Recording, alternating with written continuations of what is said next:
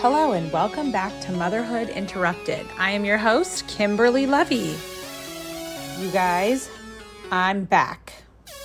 All right, guys. Now, I know it's been a minute, but drum roll, please. I'm back to being a working mom.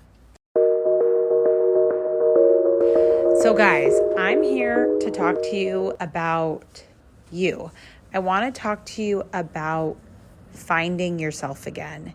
And you guys know I only podcast about things that I feel super authentic and passionate about. And this is something that it just was on my heart today. And I thought of you all.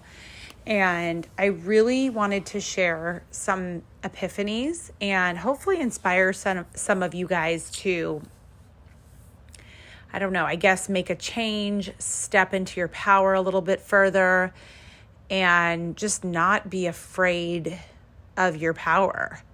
And so what's kind of really hit me over the last couple months is I genuinely, from the depths of my soul, believe that women are afraid, we are afraid of our own power. And I know that sounds a little bit woo-woo, but I mean this in a super real, practical way.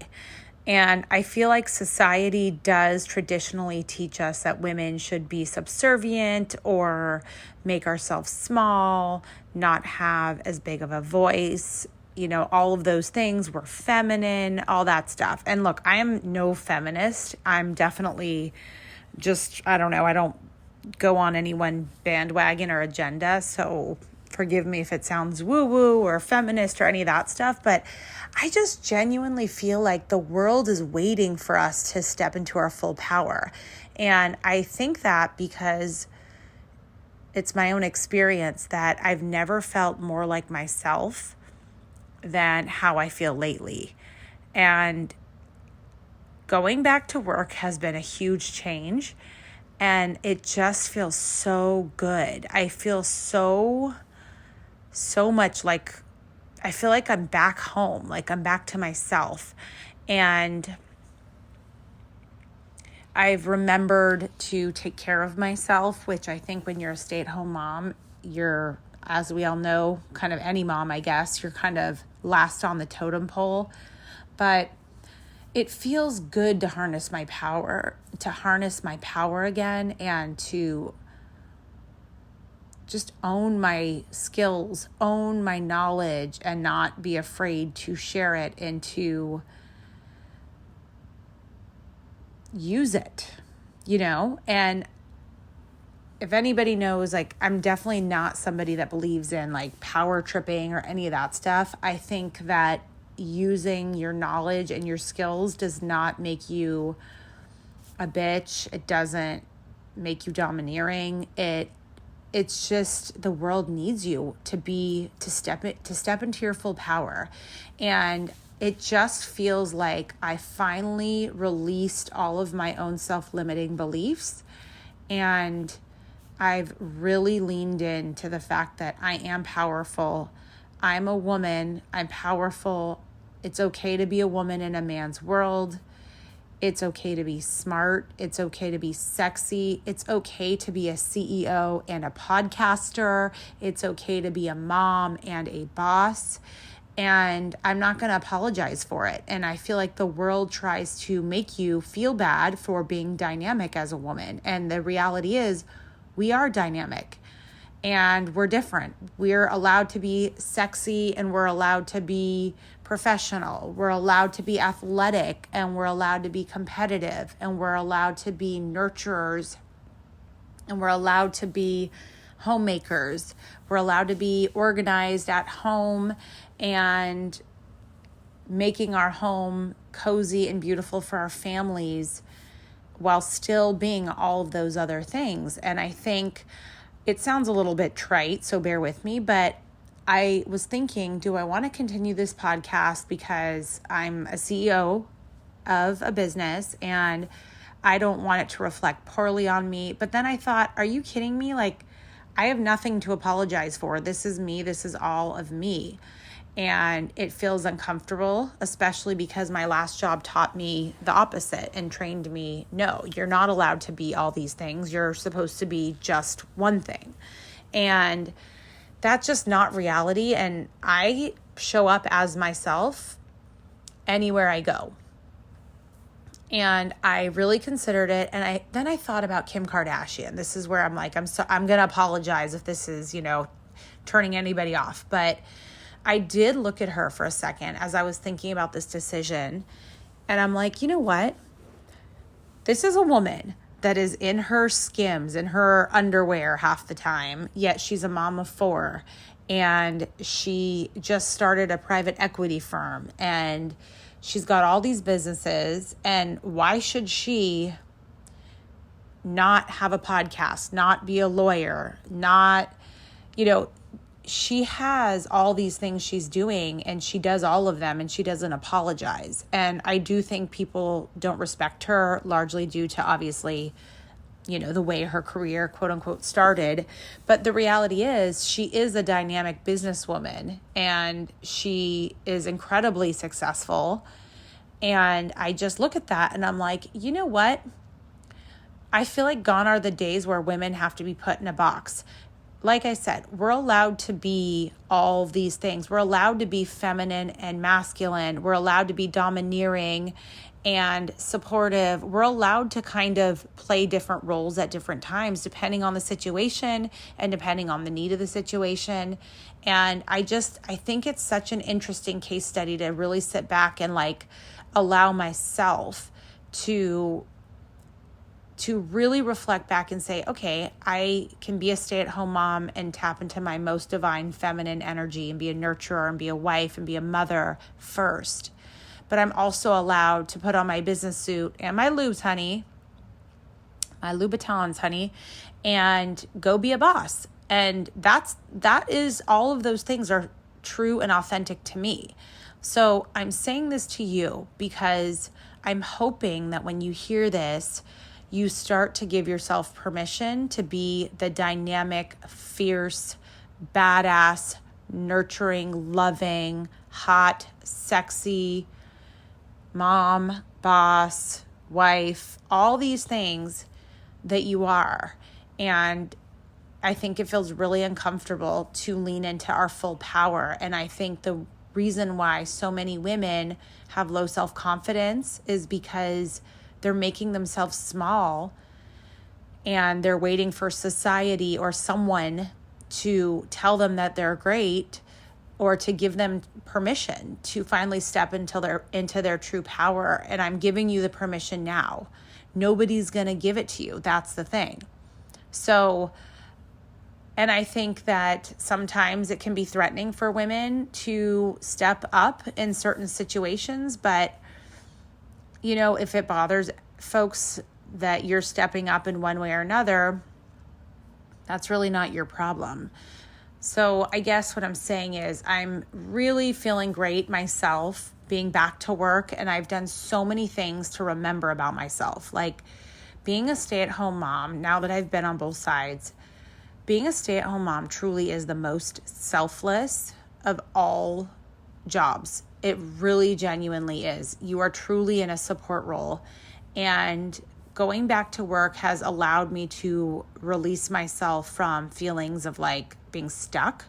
I think if you're feeling stuck, just physically, you're in a rut or you don't deserve a gym membership or a personal trainer or to learn a new sport like tennis or golf or yoga or whatever the thing is, and that you're having this stuck energy, I think that it's time for you to take a real hard look at yourself and give yourself permission to do something for yourself. And so lately I've been really inspired by some of the men actually that I work with that are really great at taking care of themselves.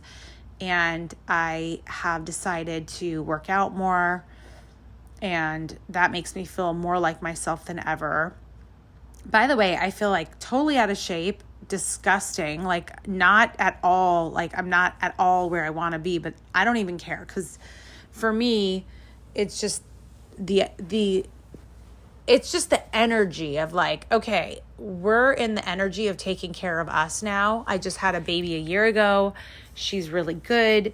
Everything's kind of stable. We've gotten used to adjusting to being a family of 5 now, going from a family of 4 to a family of 5. And like, I feel like we're kind of getting into the swing of things, and like, it's okay to find time for myself. And another thing that I did was last weekend, I dragged my husband to go get a massage, and it wasn't the Four Seasons.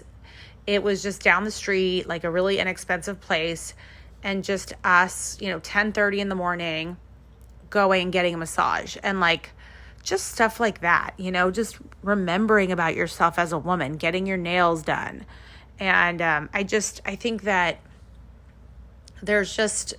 I think the biggest issue we have as women is like, we don't give ourselves permission to be as powerful as we truly are. And so we sit here making ourselves small when really we're not. So I hope that you draw some kind of inspiration from this. It was just something that I continuously see kind of every day when I look at the women around me. And I've been really working on pushing the women out there that I can see are really reaching to be more and to do more, and they don't have the support, and just trying to lend that hand to encourage them, to tell them they're smart, they're worth it, and just give that encouragement to the women around. And it feels so good to be back to work, you guys. I'll kind of share this thing. So like, I don't want to sit here and say it's all roses and moonbeams and all that stuff. So one thing, and I shared this with a couple of my girlfriends, like a couple weeks back, maybe about 3 weeks into, or maybe 4, like a month into my new job, my son Carter said to me one night, something's bothering me. And I'm like, what's wrong? And he was like crying. And I was like, what's going on? Like, son, is there something? Like, let's talk about whatever's on your mind. And he's like, well, I just want you to be a house mom again.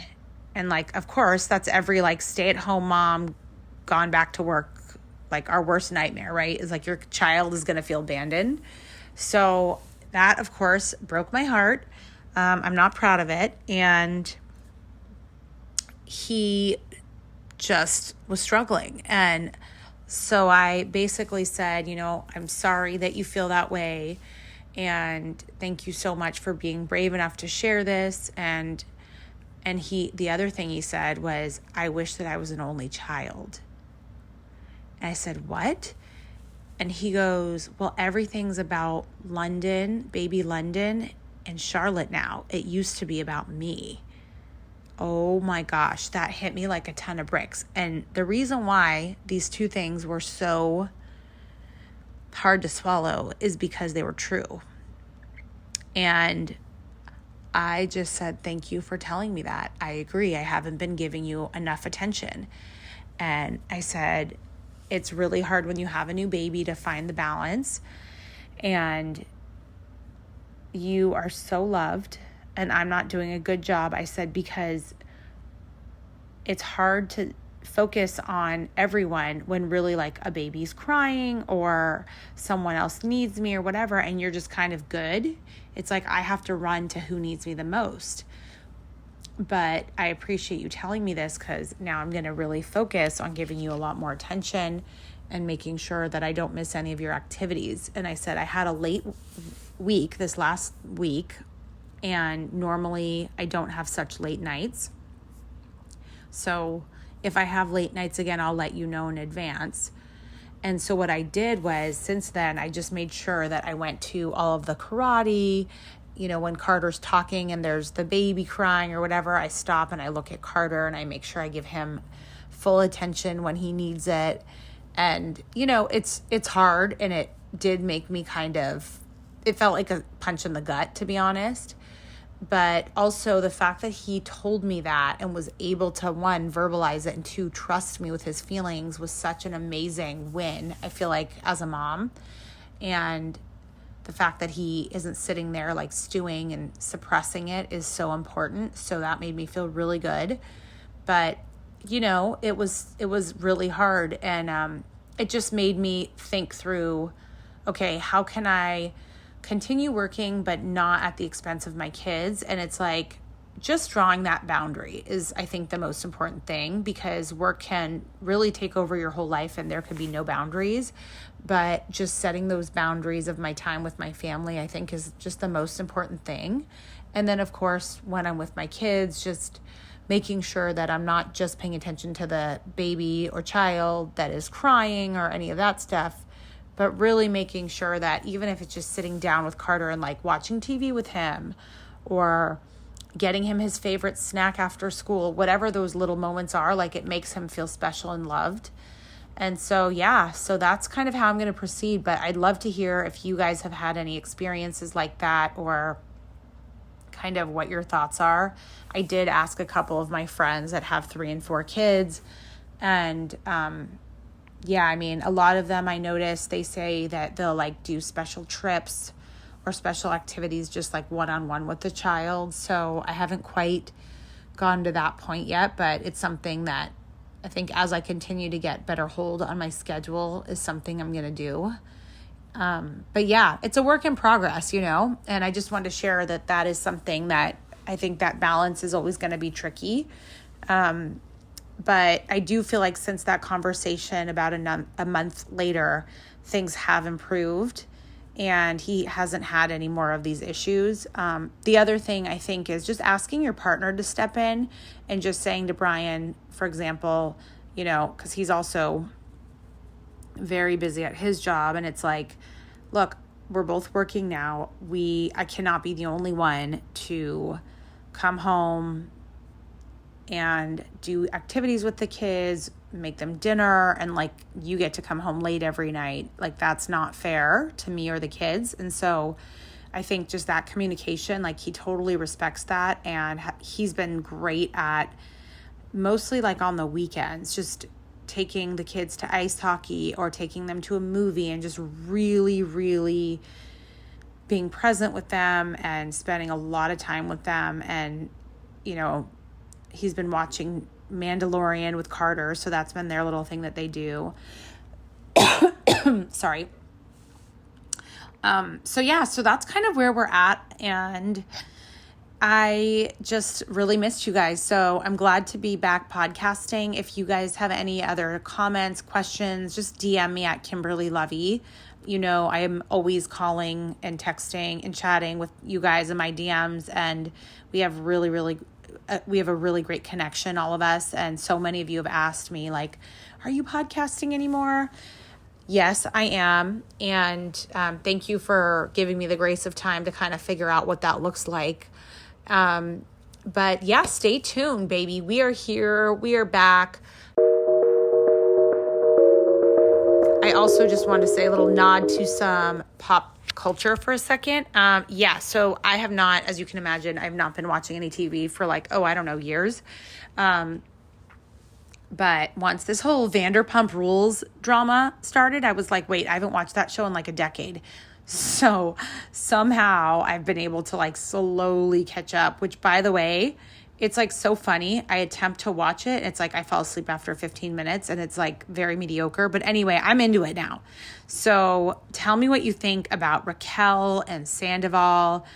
And I will say, if you haven't listened to Sandoval's interview with Howie Mandel, go listen to it, because I thought what he said was really interesting. He talked about being in a long-term relationship with Ariana and feeling lonely, and how he was feeling stuck and depressed, and how he didn't do the right thing, but he did go to therapy. But then in comes Raquel, and you guys know the rest.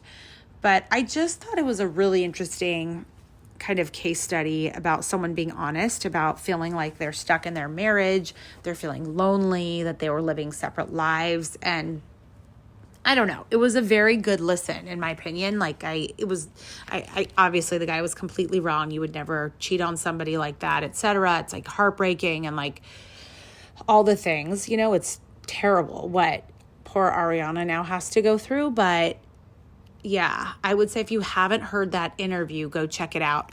Okay, and then the last thing I wanted to talk to you guys about was Meghan Markle not going to the coronation. OMG. So I don't know about you guys, but I have listened to 15 plus hours of Prince Harry's book on Audible. I watched their Netflix special. I listened to her podcast, and it's interesting, I have to say. And I don't know. I'm kind of like, I feel bad for Prince Harry more than anything. And I do feel like Meghan definitely has an agenda, like I've said from the beginning. But I do also understand now more than ever why he desperately wants to be with her, because he's always been second fiddle, basically. And he really, losing his mom was such a big blow that he just never could feel satisfied in his family anymore. Like, just, not the strong connection from his brother, from his dad. And it's just like very interesting to hear, like, he didn't really have money, but like, yet he was a prince and like had money, but doesn't have money. It was like his book was really good to listen to. I have to say, it was really, he reads it. So it was kind of interesting listening to him. And, but yeah, I don't know. What do you guys think about their careers? Like, are they going to be just officially canceled or what? I don't know. Let me know what you guys think. Thank you again for listening. Please, if you have not shared this share this podcast with friends, family, if you want to come on because you're dying to chat and have a discussion. I've had a lot of people email me, kind of like pitching me to come on the podcast, and they're not necessarily people I know. I don't know. I'm kind of lukewarm about that. So yeah, I don't know. I kind of like to have my friends on and like interesting people I meet if I have people on, but sometimes I also don't really love listening to a podcast host and them like with other people. I kind of sometimes like the one-on-one better. I don't know. Let me know what you guys think. Okay. Thank you guys for listening. Please rate the podcast 5 stars. And in case you did not realize, I don't get paid for this. This is truly a hobby where I'm here to do nothing more than connect with you. And it feels like a great form of expression for me. So that's really what it's about. No hidden agenda. Don't think I'm going to be a famous podcaster anytime soon, but shockingly, podcast has done really well. Not sure why or how, but yeah, I enjoy it, guys. So come on by, send me a note. Let's have a chat. And I love you guys. And thanks so much for listening. All right, that is it for today. Now, as you know, some of our best conversations actually happen after the show. So I want you to find me on Instagram at Kimberly Lovey and let me know your thoughts about today's show. You can screenshot this episode and let us know what your biggest takeaway was and tag me at Kimberly Lovey and we can share it on our stories. I will see you again, same time, same place next week.